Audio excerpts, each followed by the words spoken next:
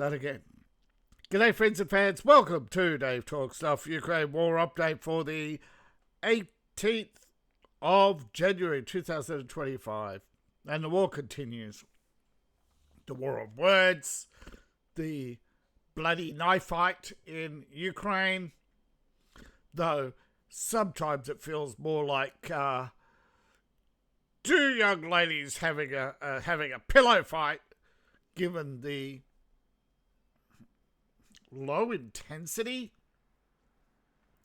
It is. It's a low intensity war. It's a grind, more police action, more a special military action. Yeah. The Ukraine sure does put the special in special needs, right? Oh boy, have I got some news for you. But yes, the demanding, the begging, the give me. Just give me over here. Just wants give me everything I want now. And of course, the Eurocrats are ever so obliging with your money. Except America is trying to cut off the spigot. But a lot of it's coming from NATO spending, apparently. And that's why there's a fury going on. Right, so we got Sumni getting hit. More, should I say, continuation of the fighting in the buffer zone. The Russians have yet again attacked Kharkiv. That's Kherson, sorry. Not Kherson. I got it right the first time. Kharkiv. Right. Why not just play Metaverse Assault Squad? It'd be more satisfying. Come on. Alright, so they're in actually a lot of distance from the front line.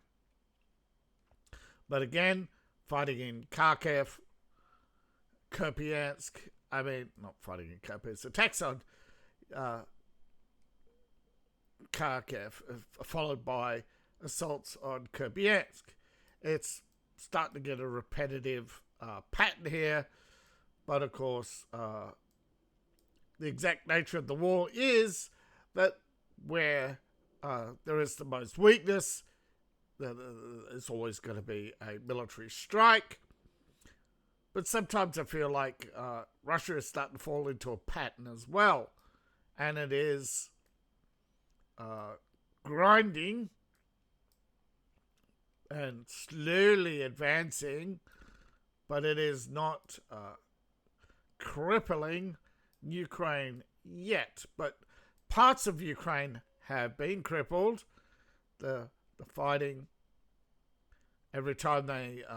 now, I don't know why they don't want to fully advance here yet, but I would suggest that it has to do with... it's cheaper to stay out of the range of missiles and try to destroy them from afar than to close the gap. So as long as they can keep the missiles at bay, keep the Ukrainians hovelled in there. And they're only dropping a few bombs a day. If it was America, it'd just be carpet bomb Ukraine, you know? Boom. Game over, man. Game over.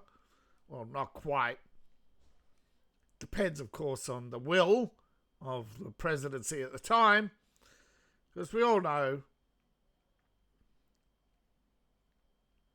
there is sometimes a lack of political will. But not today, though it does sometimes feel like it, where you think Trump would just put his foot down on the Ukraine war and just say, enough's enough. He said, stop the killing. They didn't listen.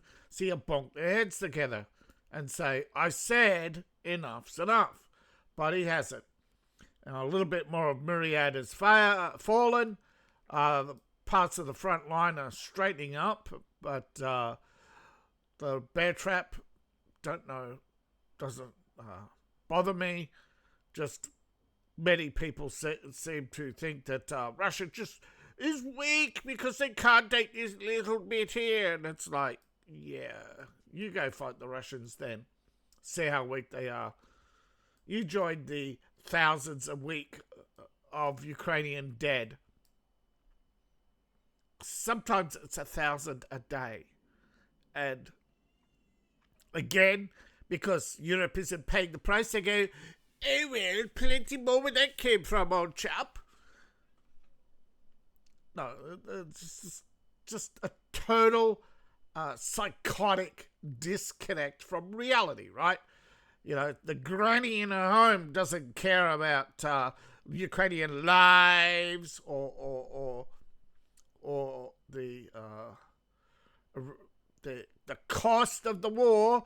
You know, she just wants to put it in a bio that she's fighting the fash.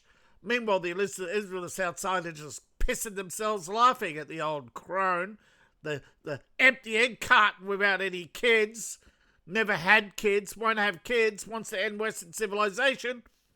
So they just sit back and relax as Granny kills the Western world so that the planet can heal. It'll be a nicer place. Yeah, without you, Granny. But here we have, right, huge, right, the attack on infrastructure, taking out power grids, higgly-piggly across the countryside. But still, right, Russia getting awfully close to the front line to launch glide bombs. But they're doing it. But I don't think they got that close. I think it's just propaganda. Most of this map is, of course, what they're not telling you is the distance on the front line, right, is huge. And most of the front line is pretty static, pretty quiet. So, and when there's going to be a Russian offensive, well, it's building up steadily. We're getting to that as well. But first, key events. Coldest day in Ukraine. Heaviest snow, more colder than, I think, since 74 or something. So, global warming, go fuck yourself. Jack Frost is having a party. But, you know, suddenly the Russian forces have, no, it's not 200,000, it's 1 million, it's 2 million. We destroyed all the tanks. We destroyed more tanks than Russia ever had. Right, they destroyed all the tanks, all the armoured fighting vehicles, thousands of vehicles. I kid you not, the Russian army, right? Well documented indeed.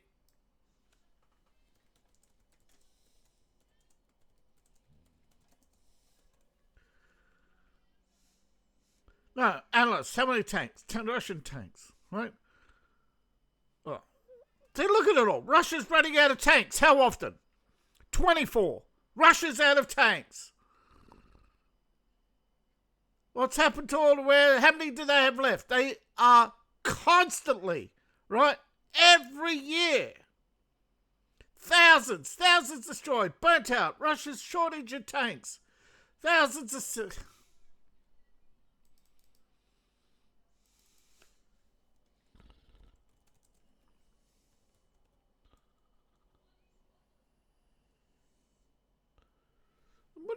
Well, all right. So how many does NATO claim to have? 11,000.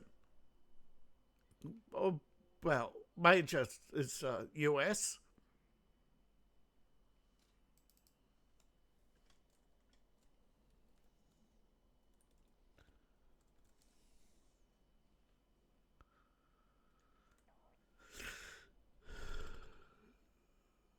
Russia is less than 1,500 tanks, they claim.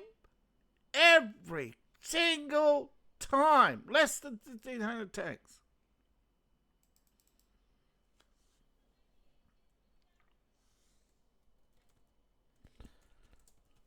Alright, let's see what the wiki says. Right, tanks of the Soviet Union. At the height, right, ground vehicles of Russia. At the height of the Soviet Union. Right, they had a lot of tanks. Tank production, they're one of the early adopters of tanks and some of the largest tanks in the world. second, third, fourth, and fifth generation tanks. Right? Huge producer of weapons. Right? How many did they build? T-80s. Well, they still implemented T-80 was T-14 Armada was 2015. T-90 composite armor, T-14. Yeah. So they don't even know how many they produce.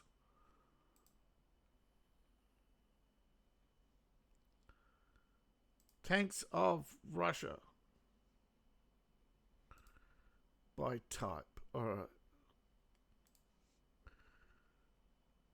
They don't want to list it anymore, right? There was a list of everything. List of all the tanks. I think the most was T-56, something like 12,000, right? Now they claim Russia's down to like 1,500 tanks or less. Oh, they're on the knees. They're losing. This is all PSYOP, right? You wonder why I bring you hardly any news? Because most of it's PSYOP. Most of it's just constant propaganda. Brain rot propaganda. But Zelensky's demanding, right, imports faster, right? You work harder. Zelensky wants more. Give him more. Give me more. In the last week, what's he asked for? Money, missiles, guns, money, missiles, air defense. Yesterday, more jets. I want more F-16s. Why don't I have F-35s? I want airstrikes on Russia. I want long-range missiles. I bet he's going over the... He's sitting there with a shopping list watching the American attack on Venezuela, and he's going, yes, I want those 20 soldiers to go to Moscow for me. This see you next Tuesday demands everything, right? And all the softies out there are going, but he's taking care of his country. We can only meet 60% of our country's needs.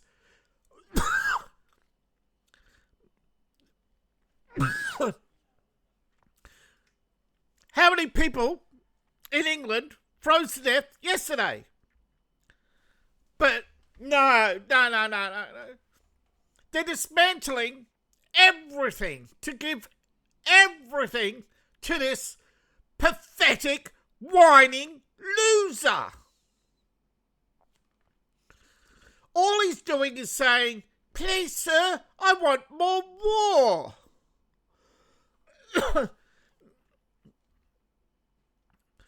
Now they want to this is Europe trying to drag everyone into war. America, please save us from ourselves. We want you to fight our war in Ukraine for us. Oh, you won't? Well, we'll find a way, shall we? Oh, Bill Gates, what happens when you don't get what you want?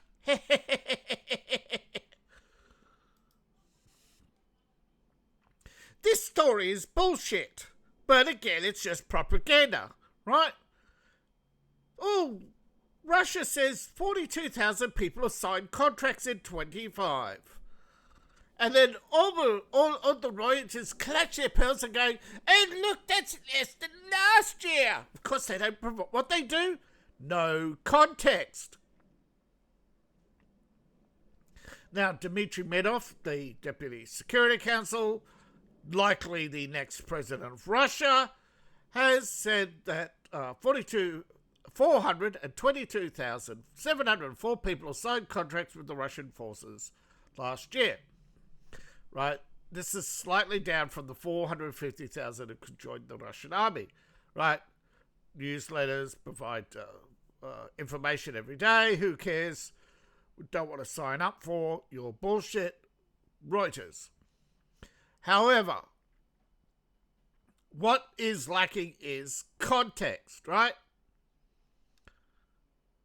not all, right? You also have the volunteers, right? But Russia increased its army. So how can this be true? If Russia increased its army, yet less people signed up last year, which is true. Well, what if I say both is true? But here's the context. People are staying in the army longer, and they're living. Russians have not lost 1.2 million people. Otherwise, their army would be smaller, not larger. So, it's Schrödinger's army. When we want to scare the Europeans, we tell you how big it is. When we want the Europeans to feel safe, we tell them how many we killed lots of Russians in Ukraine every time. This is the problem. Europeans are thriving on the joy of the idea of killing millions of Russians. And they wonder why nobody likes them. Right? They talk about America being stolen land. What about Greenland? Oopsies! Oh, really? So you care about stolen land and colonizers. Okay, send all the Indians, Africans and Muslims home. They're on stolen land. Whoopsies! The Europeans cannot reconcile their beliefs. They talk about how Trump doesn't stand by Christian values, and then they glee over the amount of dead Russians. It is idiocracy. But Ukraine needs to make painful concessions to achieve peace, says the Czech president. Petro Pavel has repeated his earlier statements, despite the fact, he won't say which concessions he talking about, and he has provided yesterday, a couple of jets arrived. But remember, in politics, you're often, right, especially presidents, are often forced to do stuff they don't want to do, but they can still have their personal opinions, aka Trump. He may not like everything Congress forces him to do, but now and again, he kicks them in the googlies and reminds them that who's the popular one in the room. You can have, now and again, contradictions in politics, where the EU forces Czechoslovakia to give to Ukraine. They may not like it, but it doesn't stop them bitching about it. But of course, the reality is, and has been pointed out to me by many people, hello out there commentators, yes, most of this money is going to the EU, not to Ukraine.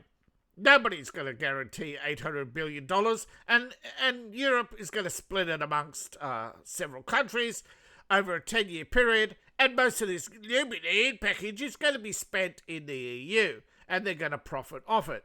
Right? It's a money pit, and they throw money in it. They don't care about the interest payments. Those little people. Oh no, my credit card's due. Honey, come pay my credit card. EU is the whore who pulls out her credit card. It reeks just like a skank, and she gives it and says, Daddy Trump, oh Daddy, we love you again, Daddy. Yeah. But this time America say, shut up, bitch. But it ain't working, During wartime, there's always ways to make money. Food, rebuilding, all these power plants that Russia blows up. Well, somebody's going to replace them. And Zelensky, as he's, Ukraine's going to crumble. It's already at 60% power. How long before it reaches 50%? All right, how long has it been at 60%? Over a week now. It's falling. Russia's going to hit them again and again. Next week, after a few days off, there are going to be more missiles. In fact, I wonder if Russia's going to take any time off before bringing the next Orsk into strike. Remember, they just moved one up. Though, if they're moving one up, that's more a signal than it is than a readiness to use. Because the one they're going to use ain't the one you saw travelling on the roads. That's just for show. But Viktor Orban has accused the EU of telling Russian fairy tales. But of course it is. The Kiev will never pay back, not in a million years, any of its loans, and you want to give them more, right? Brussels has now exceeded $200 billion US dollars, and Americans are smarter and have quit that at the right time. You know, Brussels says, nah, come on, honey, one more roll of the dice, put it all on Zelensky. You know, let's roll at snake eyes. Come on. I'm feeling lucky, says the guy who just put his entire life savings and that of his grandkids on the table because Papa don't care, right? Ukraine don't care. All these old biddies protesting out, you know, about Greenland, they don't care. They think, oh, just print more money. It's manna from the gods. It will just constantly flow. No, Europe needs Daddy Trump to come in and say, we're going to make Greek austerity look like a weekend without the credit card. Europe needs a enema, and all these boomers need to be put on notice. No more freebies. Right? The boomers, bunch of naive, angry, selfish narcissists. Most of them don't believe anything. They just pick a cause, any cause. Climate change, nuclear weapons. We protest the war in Vietnam, then we'll protest. We'll support Russia in Vietnam, but then we'll attack Russia defending itself. You know, there's no consistency. At least we have, you know, if we have many sensible people in the room who for far too long, Trump, have stayed quiet, and now is the time to act. I mean, Trump even told you 20 years ago that he has said, if the country's in a terrible place, which I hope it won't be, then there's no need for him to run for president. But if it is, and things get that bad, then yes, he'll run for president. Who knew Obama? And then, of course, it was Hillary who said, gee, Trump, I think it's time. Imagine, right? After Obama, right? Hillary says, hey, Trump, run for president. And then she runs and thinking, I'm going to beat him. You know, Trump's the first man in history to beat two women in public and get away with it. Although the jury's still out on Kamala. But Russia has advanced yet again. And of course, the amount of damage to Ukraine is extensive. But Ukraine is saying, no, we killed all the Russians, all 1.2 million of them. We killed all their tanks. They have no tanks. You know, where's all this artillery coming from, you know? If come on, be serious. If Russia had no tanks, right? No air defenses, no vehicles left, thousands of vehicles, right? Would they be advancing? Where's all the blue dots? Where's all the Ukrainian victories? Each red dot is a Russian victory. Right? Right? Where is it? Come on. Where's the Ukraine? Where's the Ukrainian victory in all of this? No. But tens of thousands of people watch other videos every day because they just want to see dead Russians. Right? You wonder why my view count's down? Because I'm not producing propaganda for the Ukrainians. The British are panicking. That's why, you know. And Trump sees the wider war coming. But you won't listen, Ukraine. You won't listen, Germany. You won't listen, England. You won't listen, Poland. You won't listen, France. And so your time in the sun is over. You'll be annihilated by your own stupidity. Right? Every civilization that comes to an end has usually been at its own hand. See you in the next video. I am done for the day. Ukraine is done, cooked. I all right, if humble pie, if someone pulls something out of the hat, it ain't going to be Zelensky. All right, if this is some long con to lure Russia in to get them to collapse under the weight, of a failing war, and suddenly there's this huge, I don't see it. I don't see where all these people reporting that Ukraine's victory is just around the corner. They've been saying that since 23. Thank you all for watching. Please like, share, and subscribe. Please support the channel.